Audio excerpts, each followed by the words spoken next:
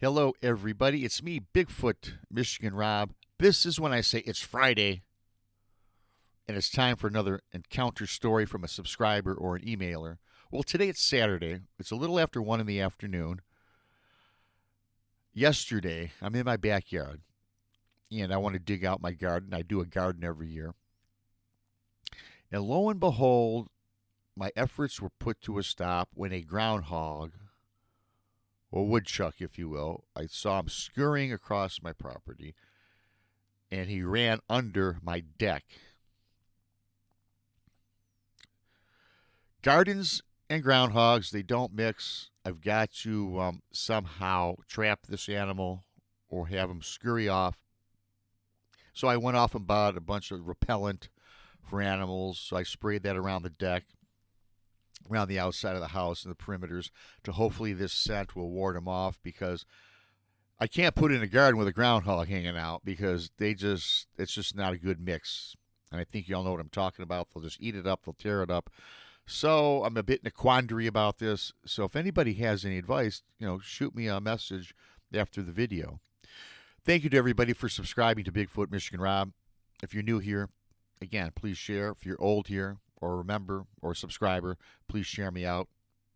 This is a fantastic story. You guys are going to love it. I love this story. I think it's about a Sasquatch, but what type of Sasquatch is this, I wonder? Or is it even a Sasquatch? Is it a manifestation of some sort? Leave a comment on that. The super thanks is open. If you care to donate, I would appreciate that. If not, again, just subscribe, share, like. Brunch with Bigfoot Michigan Rob Thursdays at 1. Beyond BMR Tuesdays at 9. On with the story. This guy's name is Steve. The sun was rising at my Idaho home in Grand Valley, Boise County, where the Payette River flows right through the middle of the valley. It was early in the fall of 2017, and we had just received about 6 or 7 inches of snowfall. Not unusual for Idaho, yet the amount was a bit more than I would have expected. The snow was like powder and not heavy. So I went back on my deck and brushed it away with an ordinary household broom. It was not cold, and the snow was already starting to melt away with the rise of the sun.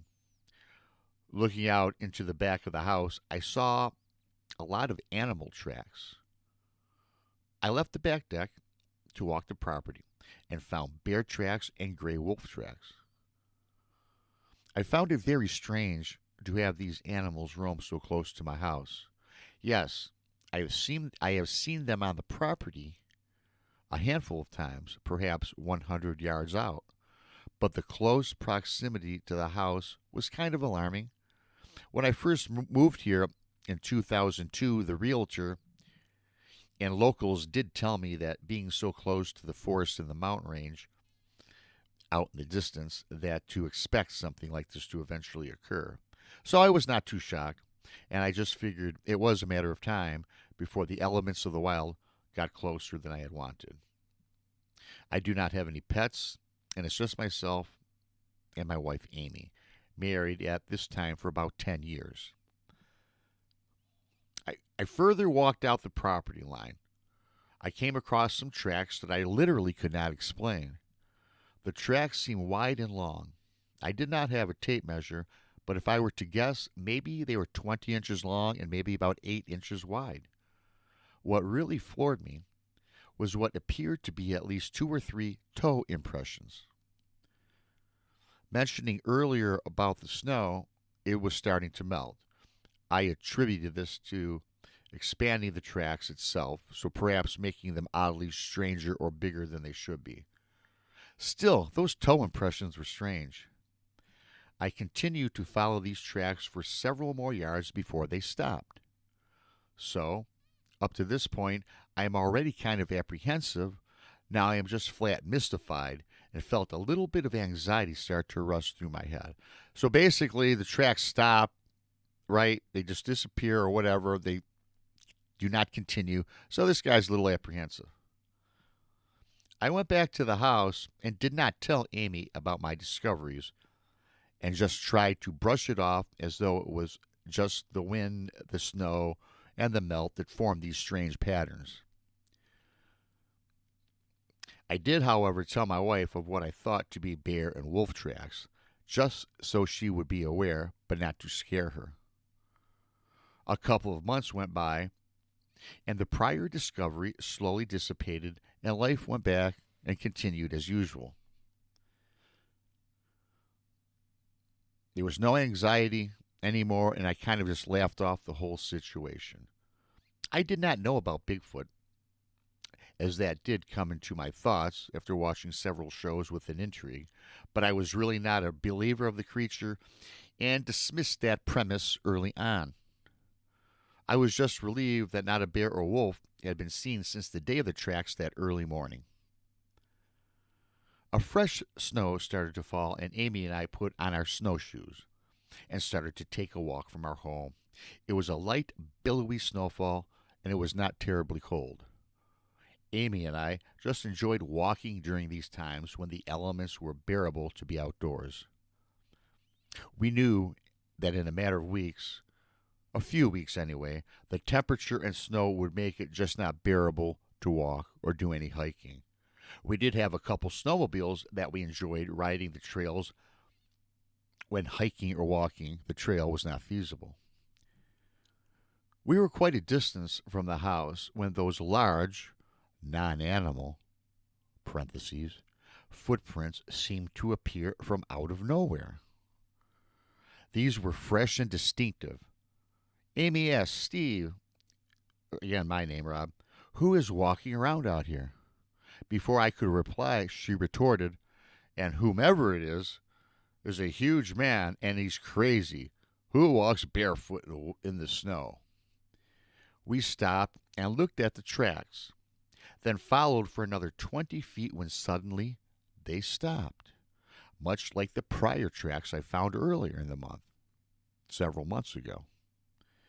Amy and I looked out into the distance for any sight of a person walking around. To our dismay, and maybe perhaps kind of relieved, we found or did not see any person around. Now, the most strange and eerie thing that I have ever witnessed was about to happen to me and my wife. Directly in front of us, we noticed a bit of the powdery snow kind of started to puff out, as though a person was walking through the snow, causing the disturbance from your foot from the snow top. So what I mean, I guess what he's trying to say, he's seeing footprints starting to appear right in front of his path. Nothing there, just footprints making the poof of the snow come up.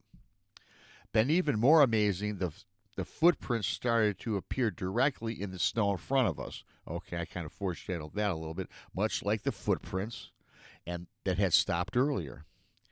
Amy looked at me in bewilderment. How can this be? We both seemed to be in shock, yet for whatever reason we were not frightened. How can these tracks be formed without a physical presence? We continued following these tracks as they continued to puff up plumes of snow. I guess plumes of snow, lack for a better word, Rob, leaving the huge footprints in front of us. These tracks kept appearing. In fact, they continued with Amy and I trailing up the river that ran across the land. The river was not fully frozen, as it was a bit too early in the season, and the river ran briskly and fast. Chunks of broken ice could be seen flowing down the stream with considerable force. This is where the tracks ended. So these guys followed footprints. They were appearing in front of them with no physical being, whatever it is. They're huge, human-like, and these people had the wherewithal. I can't believe that they weren't scared. They were following the tracks all the way up to this river now. This is where he says the story takes, the story takes one last turn here. At the other side of the river, we saw a manifestation of a huge human-like figure suddenly appear on the other side of the river. It was transparent, and you could see right through it. This was not a human, yet looked like an animal. It was extremely tall and wide. It seemed to look directly at us with what appeared to be bright blue eyes that were now more distinguished than the immense frame of the ghostly body. Then it turned from us, took a few steps, and disappeared. I do not know what this was. I have heard of Bigfoot being a spirit amongst the First Nations people, but to this day, I am left with an amazing feeling of enrichment in some odd way. And you know, Rob, I'm glad this encounter happened. Amy and I have not seen anything since, and we thought it was a rewarding experience. Thank you for sharing this out for me. Again, not my name, signed Steve. Thank you, Steve, for that. What do you guys think about that? I thought that was cool. I mean, I can't imagine seeing just a set of footprints materialize and you follow these footprints. I really can't. If Sasquatch is of legend from the American natives, it suggests it's spiritual. Why not, right? Why not? I think that might have been the first story I've ever heard of such. I thought it was pretty cool. I hope you guys enjoyed it. Please leave a comment what you think. Don't forget the super thanks is open. I gotta go take care of my groundhog. And I hope he doesn't become my groundhog. I want him to kind of just disappear. Go away so I can do my gardening. Thanks to each and every one of you for joining. I love you all. Again, until next time, I'm Bigfoot Michigan Rob. Thanks for watching.